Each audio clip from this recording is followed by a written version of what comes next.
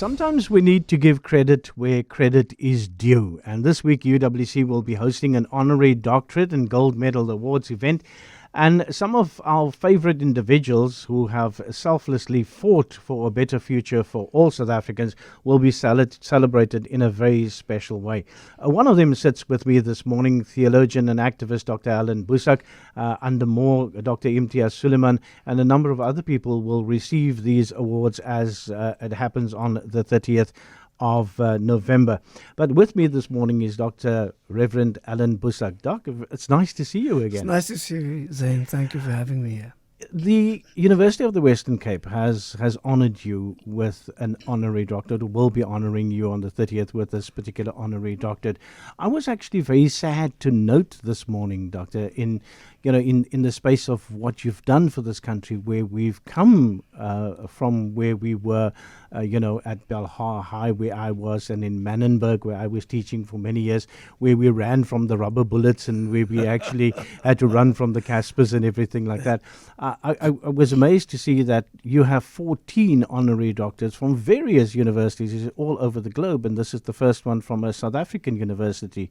Why did it take them so long? Well, that's a question you have to ask UWC themselves. I mean, I know that if I remember correctly, this thing goes through a certain committee and then they make a recommendation, and then the Senate has to say yes unanimously. And if one vote in the Senate says no, then you can't get the degree, as how I understood it. I'm not sure whether it's still that case. So I can quite think that there would be one or two people at UWC who would say, "Hey, nog nooit." So, and they would have other motivations than those people who tried. I am told, though, that getting this degree was the end of a long quest. There have been people who very loyally and religiously have put forward this request for many, many years, and finally the situation at UWC has become such that they said, okay, he deserves this honorary degree. I remember you in the 70s and the 80s because my parents had the cafeteria at UWC with the Lakabani chows and chip sandwiches that we used to feed to a number of students who actually grew up on those things. But I remember you as being the chaplain to a number of UWC students at the time. So you've got a long history then with UWC. I've got a very long history with UWC. I started in 1963 when I was very young. Did my first year that we call the admission course at UWC, then went to Wellington to my church's theological seminary, and then in 1964 the church decided that it should move to UWC in order to become a faculty of the university. So in 1965, I was back on the campus as a student. And then in 1976, I came back on the campus as a chaplain. And of course, 1976 is the turning point of just about everything in the lives of our generation. 1976, but then there was also 1985. Because I remember when 1985 came around, I was teaching in Manenberg. There were so many major points, 1976, and then 1980 was also a big year. 1980 was a big year. 1985, I remember standing on the stairs of Professor van der Ross. We had to write in January because exams were postponed until January, and we had to write. And even at that time in 1985, they said no exams. You'll be writing again next year. So all of that turmoil. What do you remember? Because I remember a number of very vivid stuff, and even until now, when I hear, aspersions being made in the public domain about racist remarks and things, whether it's coming from one side or the other side, it still hurts as much as it does. Oh, it does, and it's a very sad reflection of where we are as a country, which means that all of the hullabaloo around reconciliation and so forth. My view is that part of the problem with South Africa is that we jumped to things, we jumped over things. We never really had a fundamental, honest and open discussion about our past and about racism and what it meant. I mean, we created the Rainbow Nation before we knew what it was. And we hung ourselves up on that notion of a rainbow nation without working through the pain of realizing where we come from and how that has to be dealt with. My wife has a saying. She says the problem with South Africa is we took racism and we didn't kill it. We just smothered it and we buried it in a grave far too shallow and far too close. So with the slightest provocation, all those ghosts rise up to haunt us. And I think that is a very, very appropriate metaphor. Chatting this morning to Dr. Reverend Allan Boesak this morning, and we're chatting about the latest recipient of an honorary doctorate from the University of the Western Cape, which will be bestowed upon him on the 30th of this particular month. Does this become extra special, this doctorate, for you, having your relationship with UWC? And we all drove in Volkswagen Beetles in those years when we went to varsity. Is it any different to the other 14 that you have? Yes, it is. I mean, the other 14, they are all from abroad and wonderful institutions with whom I have built great relationships. That is true. Yale University is a huge one. Geneva University is another huge one. Union Seminary in New York City is probably one of the most famous theological seminaries in the world today. But UWC is special. UWC is UWC. I mean, that's our home. Jay Schervel used to speak of UWC looking back as the home of the left. I always called it the home of the revolution. It was left is too amorphous for me, and there are too many people who call themselves left who don't know what it means. But those students, that generation, what they have done and the way that they have done it, I mean, it moves me even today as I think about it. And so within all of this, UWC was, I mean, from the beginning of the coming of black consciousness, late 1960s, and BICO and the awareness on the campus, and Adam Small and the walk-off, and the students beginning to understand, and the link with the student struggle and the struggle of the workers, all in those years until the climax came in 1976, and then in 1983 with the formation of the UDF, yet another climax. And in all of these struggles, the students of UWC were at the forefront of every single battle. That was amazing. That was amazing. Putting things not only on the line, but on the altar to sacrifice what they held dear, not for themselves, but for a coming generation. That's amazing, though. If you'd like to be part of this conversation, give us a call on 0214460567 or the WhatsApp line on 0725671567. I was fortunate to have been lectured in history by Russell Botma. I was fortunate to have been lectured by Jake Schervel himself. When he was still lecturing. Nou gee ek my ouderdom weg, but that's fine. Is altyd jonger as ja, Fani's son, Richard van der Ross, and a number of other people. And I always say to people, you know what? They told us at the time, this is what was known as gutter education. Yeah.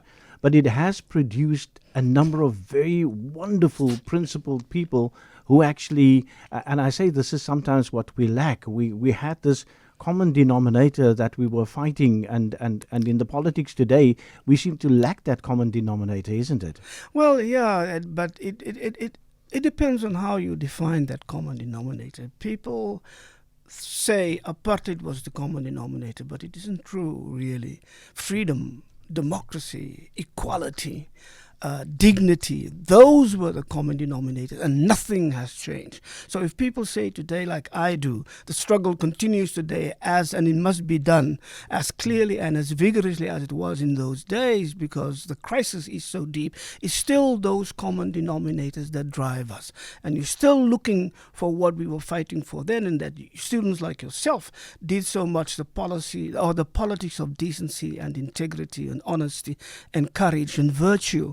that I talk about just about at every opportunity that I get, that is still the common denominator. And that is the way that you can test the authenticity of our politics and the authenticity and the integrity of our politicians. And that's why we can hold their feet to the fire, because we knew what it was. We actually experienced. It's not a theoretical thing for us. We know what it was to fight for those things.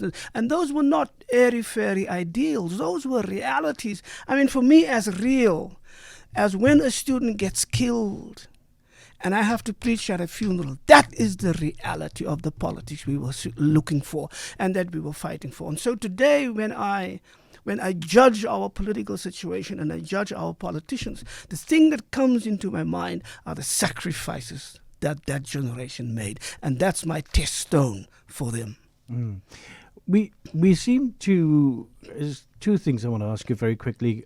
We seem to at that particular time, because I had done an interview on people in, of that particular time in the apartheid years, and I came upon a little bit of research that I had to do for Ashley Creel, as a matter of fact, and I found that there was very little written at the time about that history. Well, there's very little written even now. I mean, it's really for the first time genuinely that those specific chapters of the struggle have become part of the studies of our children. I will never forget, not too long ago, maybe 2 years ago, I preached on Christmas Eve in a church in Belhar. And the pastor is one of those who have been influenced by the Americans. So he did these introductions, very flowery and very long, and praised me into the heavens and so forth and so forth. And then he called me 2 days later. He said to me, "Doc, you will not believe what I'm telling you now. I have a young woman in my church who finished high school. She has 1 degree. She has an honors degree. She's now doing a master's degree. She tells me that when I introduced you, she says, I've never heard of this man. I've never heard of this history. Now, how on earth is it possible that somebody can go through high school with 3 degrees behind her name and not know this history?" So there is a failure. There is an ideological void left on purpose by those who write our history, by those who prepare our kids for education, to leave certain things out. So I'm not surprised that there are people who haven't heard anything about Ashley Creel, who don't know about Anton Fransch, who don't understand what it is that they did for a struggle. And why is it that only certain names are mentioned but other names are completely left behind? It is that kind of imbalance. It's what I call, Zain, a process of deliberate unremembering. It's not forgetfulness, because they know exactly what they're doing. Yeah. But they leave it out for political purposes and for ideological reasons. I've got Pedro on the line very quickly, Doctor. Good morning, Dr. Allan. Good morning, Pedro.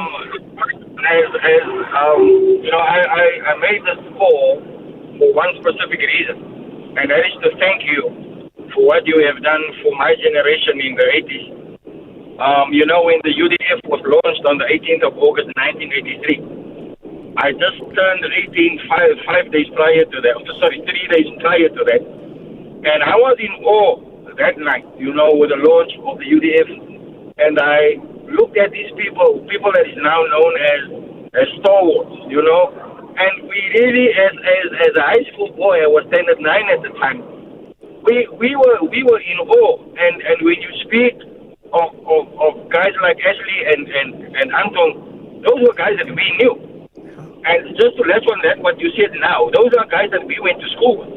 So we make sure that those guys are not forgotten, where we are today, sitting on the Cape Flats through no choice of our own, going through the daily struggles and so on. But we will remember those guys forever and the sacrifices that they made. But on a personal note, what you did for me in terms of a person, I attended John Ramsey High School in the 1980s up until 1984. I want to thank you today for what you've done and what you've instilled in us, that our freedom and our democracy supersedes everything else, that we will not be discriminated against because of the color of our skin. And that is what I want to say to you, Doctor. You, like so many others during that time, you did something for us as a nation. as a people that we will never ever forget. Thank you, Doctor. Thank you, Zain. CapeTalk. Thank you so much. Thank you, Pedro. We're chatting this morning to the Reverend Dr. Allan Boesak, and he's a new recipient of an honorary doctorate, make it number 15, but this time it's a special one because it comes from the University of the Western Cape. We're talking about the unforgetting of history, or purposefully unforgetting of history.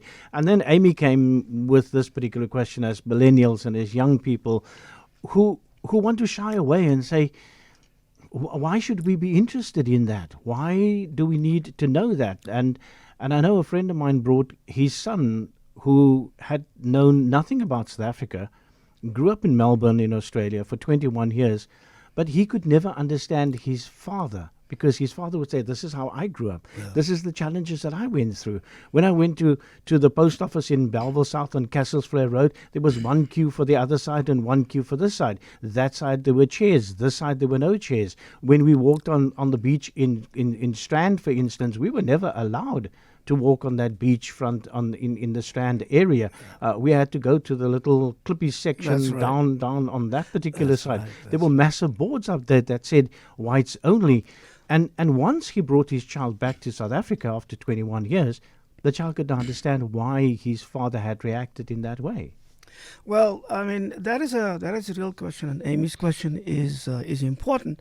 Part of the problem is that the generation that call themselves millennials now, and I have my two youngest children are in that group. They are a generation that grew up in a void. There was no public conversation the way it was in our generation. There was no groups coming together that each one teach one kind of thing that we used to have discussion. When I was in high school and I got apartheid education, Mr. Drummond was my history teacher. And the one thing that I'll never forget, and be grateful for him forever, for Mr. Drummond would give us that soort dik blauw boek. I think it was van Jaarsveld, Geschiedenis van Suid-Afrika, something like that. So he used to tell us what's in the book, and then he would close the book and he would say, that's what they tell me to tell you because it's in the book. Now, if you want to know what really happened, come back this afternoon and then we'll talk history. Now, that's how I learned that there was a different history from the official history that was being told, and that avoided us growing up in that void that millennials grew up. I mean, they go to school expecting, because of the struggle and because of the new government, expecting to be told the truth.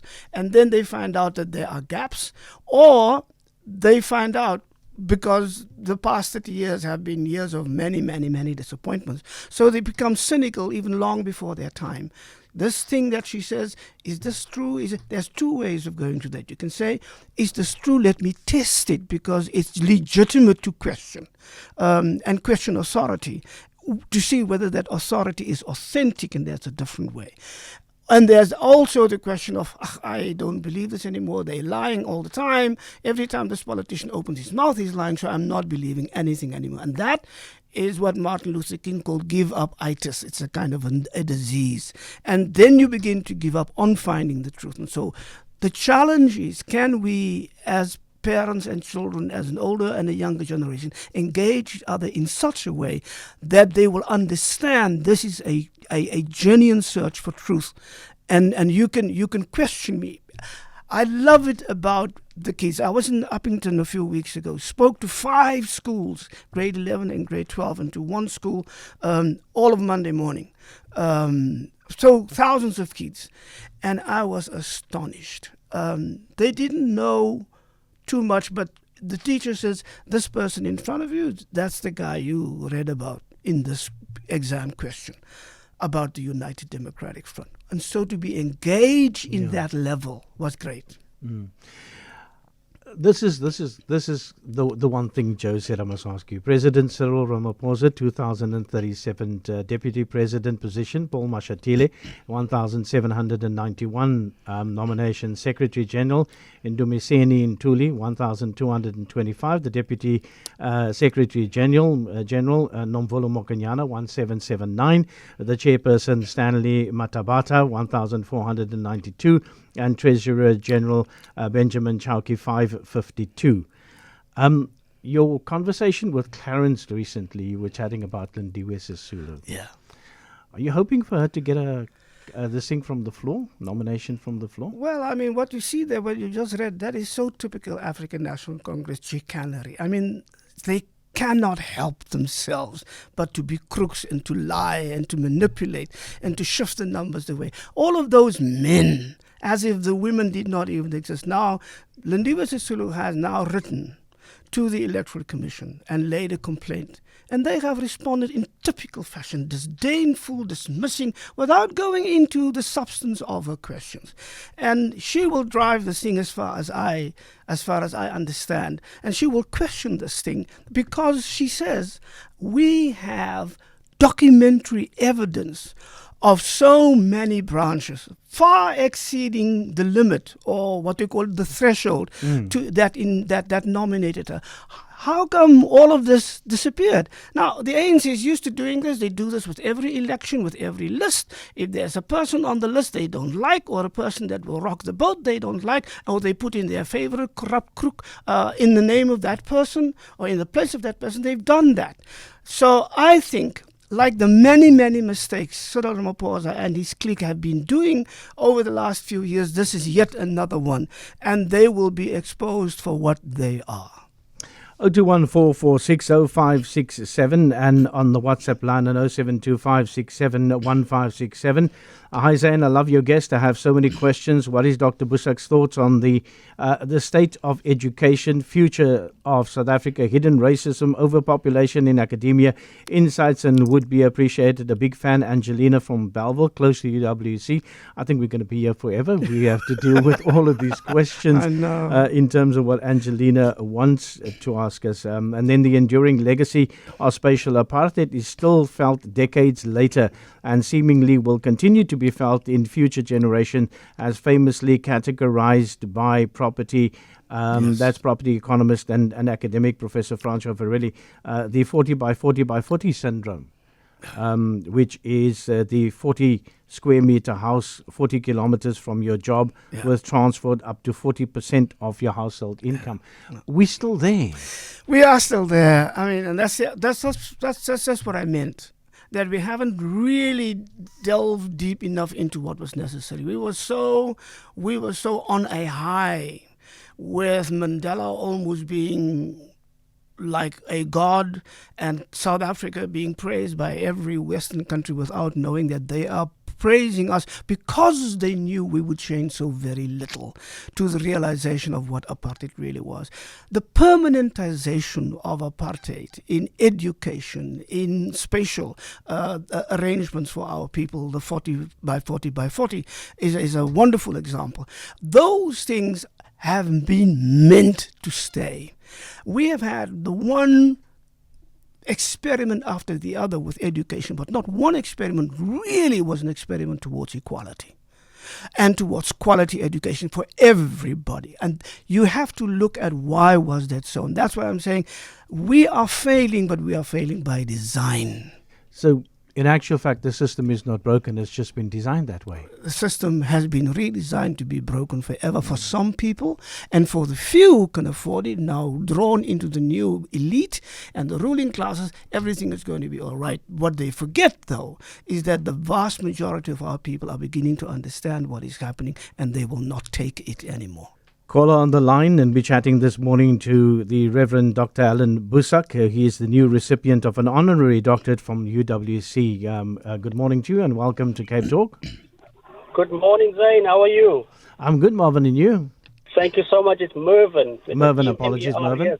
Good morning, Dr. Boesak. Good morning, Mervyn. It is such a pleasure to speak to you, sir. Thank you. It's not a question, it's a suggestion, and I hope you take it very, very lightly, or a thought. My wife says, I'm one of many people who quietly contributed towards the struggle and to the freedom that we so carelessly and easily trample upon. And in your name, Dr. Boesak, I was one of the guys that was locked up on the 15th of June, 1985, when we prepared your visit to the West Coast, Atlantis. Remember that? Oh, my goodness. All right, I couldn't come that time because I was taken into detention at the same time. I know. Yeah. We were taken into detection the same night. The same night. We were all in Vitesse. Well, there you we were go. right next door. But anyway, this is my thought is, for so many people, even those that have eventually passed on, why don't you please do accept the honorary degree that you're getting, one of the many 14s that you've received, awards that you've received. Please do accept it, but tell the institution that's giving it to you that you would love this thing to go back to the people, those whose names will never be written on any plaque or any award. And let them raise a wall as the size of Table Mountain for all of us to come put our names on. You know, That's a wonderful idea. I will raise it with the rector. Thank you. I knew you would take it in your stride like you normally do. Thank you, Doc. Thank you, Mervyn. Have a Mervyn, good one. thank you so much for the call. Reverend Dr. Allan Boesak with us this morning. Thank you so much for your time. Thank you, sir. You've stirred my heart in a lot more ways than one for the meaningful fight that we fought those years. And I hope that someday that the principles of that fight, equality for everybody, education for every single child in this particular, and a better life, Yes. just a better life than taking 4 taxis to work in the morning, a better life than the 40 by 40 by 40. I think we need to become serious and opposition. We need to speak out and create those spaces where we can speak out, because that is the big thing and the key thing of those years. We spoke out and we stood for what was principled at the time, and we held on to our principles. Yes, we did. Even if it meant our life. It did. We held on. Yes, it did. Doctor, enjoy the 30th when they Thank you. and think about Mervyn's suggestion. It's going to be a big wall along. I'm not sure whether we get a wall, but something has to be done. I think, and UWC is the place Yes. to do it. Thank you, Mervyn. Thank you, Zain. It was wonderful talking to you. Thank you and so thank much. you to your listeners.